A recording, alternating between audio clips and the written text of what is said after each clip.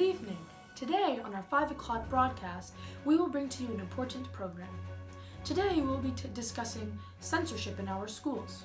Censorship, for those of you who do not know, is the suppression or prohibition of any parts of books, films, or news that are considered obscene, politically unacceptable, or a threat to security. That is commonly confused with selection, which is the action or fact of carefully choosing someone or something to be the best or most suitable. Censorship has now become a topic of greater discussion due to the current political climate with the recent election of Donald Trump to office. Coinciding with his appointment to office is an increase in the sales of the book 1984 by historic author George Orwell, which depicts a dystopian society characterized by extreme censorship and selection. People may believe we are headed in that direction. In our live broadcast today, we have a special guest that will be Skyping with us, Mr. Kurt Vonnegut, author of the best-selling book Slaughterhouse-Five, a story of struggle, persistence, and a testament to human nature. He will be talking to us about his own experiences with censorship, and he will give us more insight on the topic. Hello, Mr. Vonnegut. Hello there. You're looking good, Mr. Vonnegut. Congratulations on your 97th birthday last week. Why, thank you. I try to eat healthy. So, Mr. Vonnegut, what do you have to say about censorship in our society, and particularly in our schools? I believe that censorship is now more prevalent than ever, and I don't like it one bit. I remember back in the years during the war when they had committed the terrible crime of firebombing the beautiful city of Dresden, which I included in the book, by the way. I had witnessed this horrific war crime, and no one back home had even heard about it until many years later. I blame the government for that, keeping it a secret so that people don't feel sympathy with the enemy. I believe the same thing could happen in our current school system. There are many parts of our world that parents and teachers may deem unacceptable or inappropriate for children to know, and will thus prevent them from ever hearing about it. I think that this is a terrible thing to do, and that all information should be known to everyone if we wish to combat our world's issues today.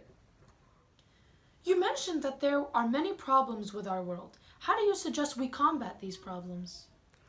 Well, for a start, I believe we should be more open with each other about the world around us and ask questions that will help us to better understand what's happening in terms of world politics and such. One fantastic example of what I'm talking about that comes to mind is when I think about Mr. Rogers' Neighborhood. Because here's a man who used television to spread awareness of issues plaguing society and help children to understand things that they may never get to hear about otherwise. There was a particular episode that I remember in which Mr. Rogers invited the neighborhood officer, an African-American man named Francois Clements, to come and join him in a pool. This simple act of befriending someone of a different color exposed to the whole United States that it didn't matter what color you were, but everyone could get along together.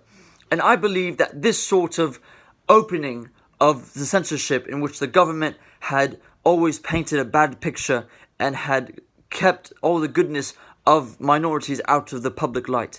I believe it was an eye-opener that Mr. Rogers did with his television show. And I believe that that is something that could really be implemented today. Honestly, this would have been very helpful when Dresden.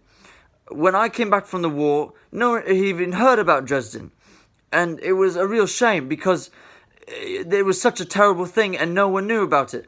But with Mr. Rogers, he exposed those things that no one knew about and no one really understood. And that's what I think that we need today. This also ties back to what I said earlier about the recent election of President Donald Trump, where the president's embashment of the media threatens free speech and has many of us confused about what's really going on. We could sure use a Mr. Rogers right about now. Speaking of which, A Beautiful Day in the Neighborhood, starring Tom Hanks as Mr. Rogers, coming soon to a theater near you. Please won't you be my neighbor? Hello, neighbor. Oh, my apologies. I don't know what happened there. It's quite alright. I'm actually rather excited to watch that film. Back to the story, Mr. Vonnegut, what are your opinions when it comes to censorship in American schools in terms of newspapers and theater productions? Well, I, for one, if you couldn't tell already, am a very strong supporter of freedom of speech and expression. So when I hear about censorship of theatre plays and student newspapers at schools, I think it's absolute rubbish. I believe that if you want to actually help solve and fix these issues in our world, such as racism, you are not going to solve it by keeping children away from it. It's inevitable that they're eventually going to learn about it. So why not instigate that? Why not introduce that yourselves? And by them, I mean the schools. They should, in the school newspapers, if something important happens in the world, or if something, tragic happens in terms of racism, such as the many acts of racism that have been occurring recently throughout the country, rather than keeping those out of the sight of children, you should introduce that in a way that helps them learn about it and help them learn that it's wrong. And so in that regard, I would, instead of keeping issues away from the children, bring it to the light in the school system. Because that way they'll learn about it safely, in a safe environment, and they get the right message out of it.